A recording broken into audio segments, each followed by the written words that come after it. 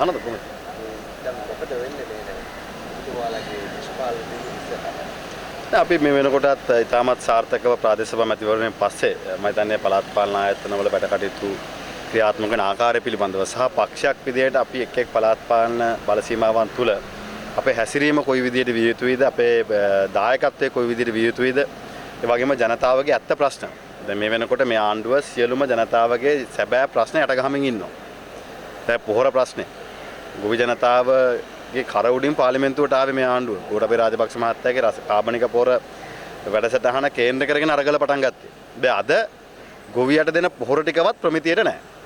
ප්‍රමිතියට නැති අපේ රටට නොගැලපෙන පොහොර ගෙනල්ලා ගොවිව අසරණ කරන තැනට පත් වෙලා තියෙනවා. ඒ වගේම තමයි පොහොර සහනාධාරය දෙනවා කියලා ආපු ආණ්ඩුව සම්පූර්ණයෙන් කප්පාදු කරලා ගොවිය අසරණ කරලා තියෙනවා. දීවරයාගේ තෙල් සහනාධාරය දෙන්නේ නැහැ.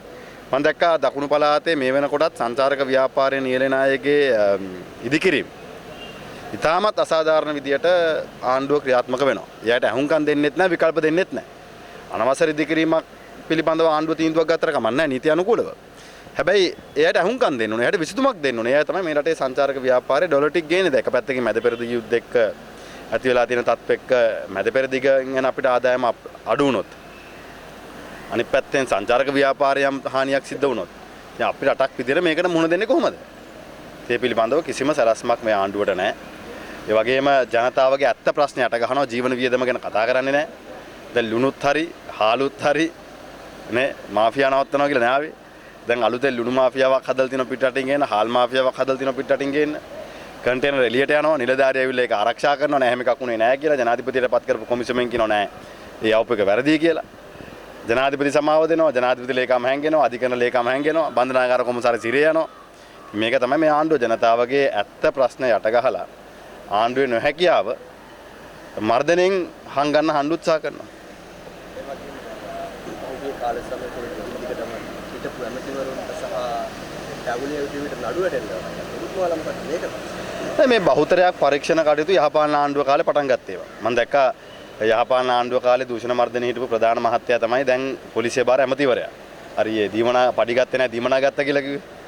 ඒ ඇමතිවරයා ඉතින් ඒ විදියට එයාගේ වැඩ කටයුතු ක්‍රියාත්මක වෙනවා. ඉතින් පරීක්ෂණ කටයුත්තක් යම්කිසි කෙනෙක්ගේ අතෙන් වැරද්දක් වෙලා තියෙනවා නම් ඒක නීති ක්‍රියාත්මක කිරීම පිළිබඳව අපි කවුරුත් දෙපාරක් කල්පනා කරන්නේ නැහැ. අපි ඒ ගැන විවේචනය කරන්නේත් නැහැ. හැබැයි පොලිසිය පාවිච්චි කළා, පොලිසිය නිලධාරීන් පාවිච්චි කළා, දේශපාලන වේදිකාවේ හිටපු අය පොලිසිය හෙළපුටු වල වාඩි කළා, අධිකරණය පාවිච්චි කළා, නීතිපති දෙපාර්තමේන්තුවට බලපෑම් කළා. ආණ්ඩුව උත්සාහ කරනවා නම් තමන්ගේ නොහැකියාව වහගන්න ඒක අසාධාරණයි කියන තැන අපි ඉන්නවා. ඒ හින්දා මේ හැම කෙනෙක් ගැන පරීක්ෂා අපි ගැන විතරක් නෙවෙයි. දැන් මේ ආණ්ඩුවේ තියෙනවනේ මම දැක්කා මේ ආණ්ඩුවේ සමහර ඇමතිවරු නිලධාරීන් උසාවි වලට යනවා. ඒ කාලේ දාපු නඩු. ඒ සියල්ලම අහන්න ඕනේ. ඒවයි කිසිම වැරද්දක් නැහැ. මොකද අපි මේ රටේ ගරු අධිකරණය කෙරෙහි දැඩි විශ්වාසයක් තියෙනවා. අපි අදටත් විශ්වාස කරනවා මේ රටේ ගරු අධිකරණය ස්වාධීනයි. ඒ ස්වාධීන අධිකරණයක් තුලින් ඕනම කෙනෙක්ට තමන්ගේ නිර්දෝෂීභාවය ඔප්පු කරන අයිතියක් තියෙනවා. ඒ අයිතිය අපිටත් තියෙනවා, මේ ආණ්ඩුවේ ණයටත් තියෙනවා. ඒ හින්දා කන්ටේනර් එළියට ගිහපුවා, බාර් ලයිසන් දුන්නා වෙනකොට ඉස්කාකාර ලයිසන් දීපුවා, ලුණු පිටින් ගේනවා, හාල් පිටින් ගේන මාෆියාවල් වලටත් ඒ අයටත් අයිතියක් තියෙනවා එයාගේ නිර්දෝෂීභාවය ඔප්පු කරන්න.